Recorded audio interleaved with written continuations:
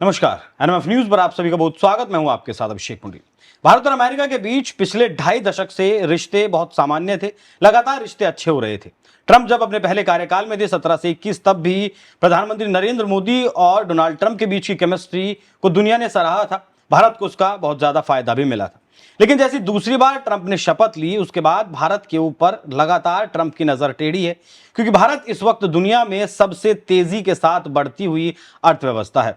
बगल में पड़ोसी चीन है, वो भी नहीं चाहता कि भारत इस तरीके से आगे बढ़े, जिस तरीके से जिस ग्रोथ रेट से भारत आगे बढ़ रहा है, लगभग 6.8% की ग्रोथ रेट से। नतीजा ये रहा कि ट्रंप की तरफ से 50% का टैरिफ भारत के ऊपर लाद दिया गया और भी लगातार चाबार बंदरगाह को बंद कर दिया गया, दवाओं पर 100% का टैरिफ लगा दिया गया। अभी भी हालात सामान्य होने की फिलहाल संभावना नजर नहीं आ रही है। तो आज हम बात करेंगे कि जो भारत और अमेरिका के रिश्ते जैसे पहले थे, क्या वैसे हो पाएंगे, ट्रंप के इसी कार्यकाल में हो पाएंगे, या फिर इसमें वक्त लगेगा। मेरे साथ मौजूद है स्टूडियो में सुमित आचार्य जी महाराज। सर, बहुत स्वागत आपका। नमस्कार, बहुत बहुत धन्यवाद मुझे अपने शो में आमंत्रित करने के लिए।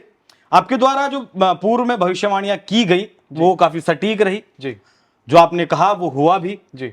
आज मेरा सवाल आपसे बिल्कुल सीधा है जी। क्या भारत और अमेरिका के जो रिश्ते थे, जिस तरीके से सामान्य जो रिश्ते थे, वो हो पाएंगे, और हो पाएंगे तो कब तक?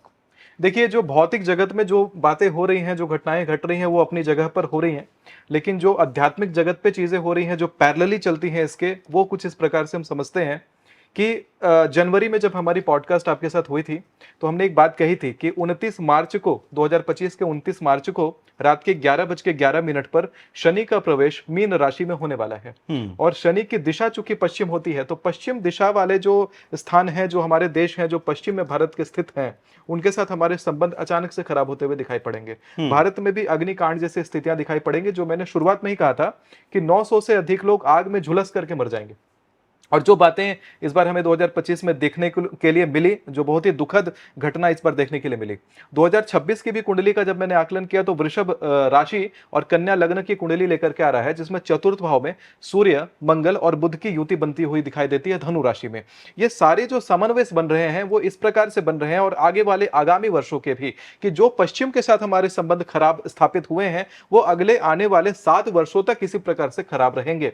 चाहे ट्रंप अपनी गद्दी में बैठे, चाहे कोई और आकर के बैठे, उनके साथ भी हमारे संबंध इसी प्रकार से रहेंगे। और फिर जब ग्रहों का चाल अचानक से जब बदलता हुआ दिखाई देगा, यानी शनि का जब प्रवेश मिथुन राशि में होगा, तब अचानक उन संबंधों में मधुरता आ जाएगी।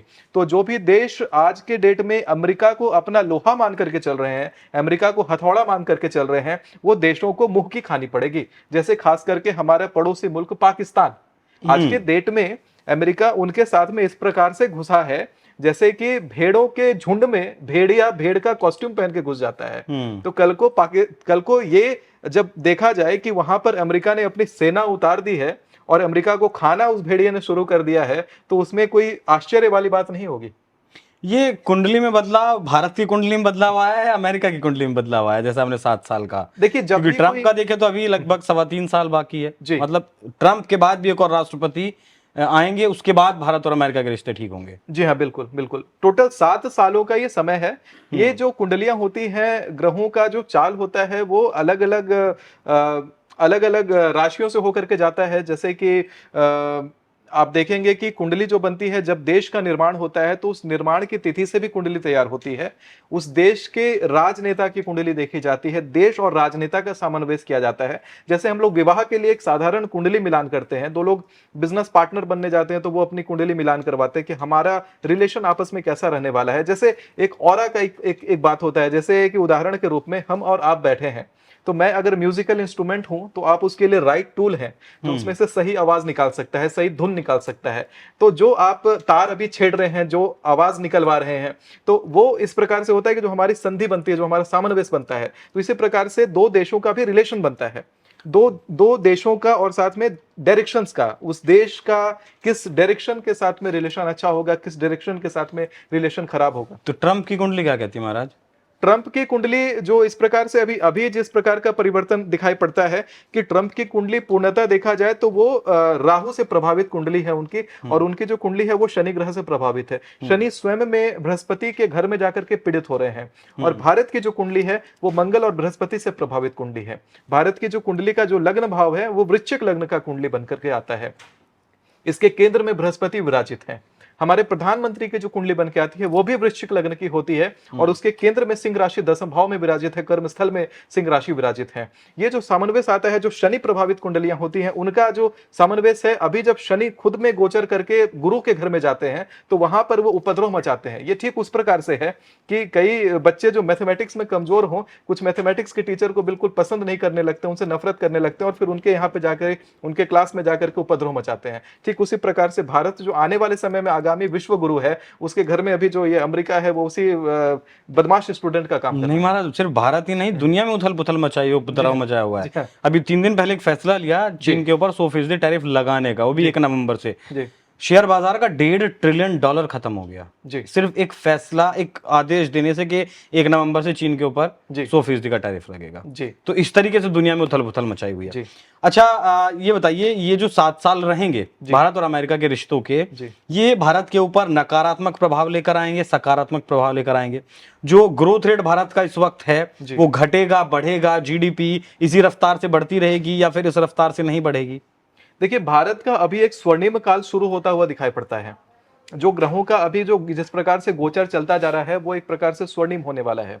तो जो इन चीजों का जो रिजल्ट है हमें कहीं ना कहीं से और भी ज्यादा आत्मनिर्भर बनाएंगे, क्योंकि अब ये समय आ चुका है। जैसे आपने देखा होगा कि कई बार ऐसा होता है कि दो लोग एक दूसरे पर निर्भर होकर के चलते हैं तो एक को लगता है कि अगर हम उनका हक छीन लें, उनके राइट्स अगर छीनने लग जाएं, अपने पावर को वहां पर एग्जिबिट करने लग जाएं, तो फिर अगला सामने वाला जो पक्ष होता है वो और भी ज्यादा पावर के साथ सीना तान के खड़ा होता है।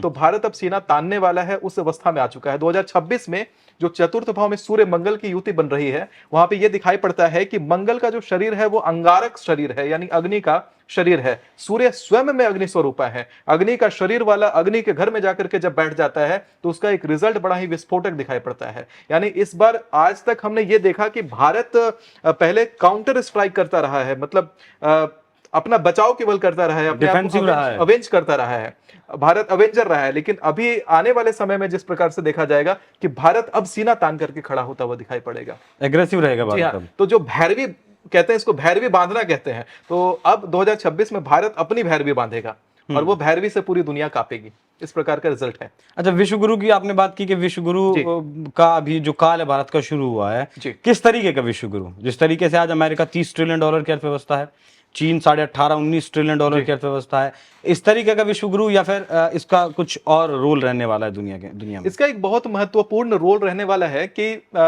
जिस प्रकार से हमने ये देखा है कि हमारा इतिहास जिस प्रकार से रहा है, जिस प्रकार से हमने अपने ऐतिहासिक धरोहर को बहुत ही बुलंदी के साथ हमने आगे तक आज तक हम चलाते रहे हैं और पूरे दुनिया हमसे एक प्रकार से शांति का संदेश सीखती आई है।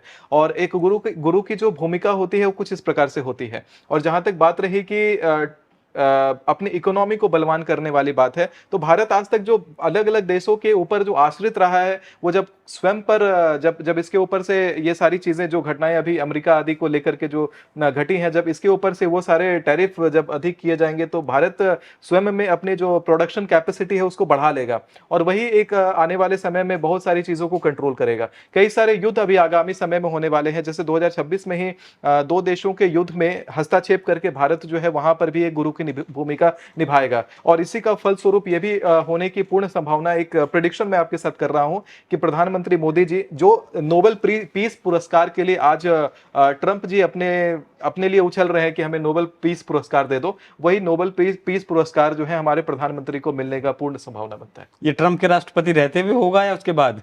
ये संभावना है कि उनके रहते हुए झेल नहीं पाएंगे इस बात को। तो वही मुंह के खाने वाला योग है ना कि जब कहते हैं कि क्लास में अगर कोई बदमाश बच्चा अगर के बदमाशी करता है तो उसे एक आध चढ़ी पड़नी चाहिए। ठीक है, बहुत धन्यवाद महाराज जी, आपने जिस तरीके से बेबाकी से सारे सवालों के जवाब दिए। बाकी अभी देखिए, भारत और अमेरिका के जो संबंध सुधरेंगे उनमें 7 साल का वक्त लगेगा, ऐसा महाराज जी की भविष्यवाणी है।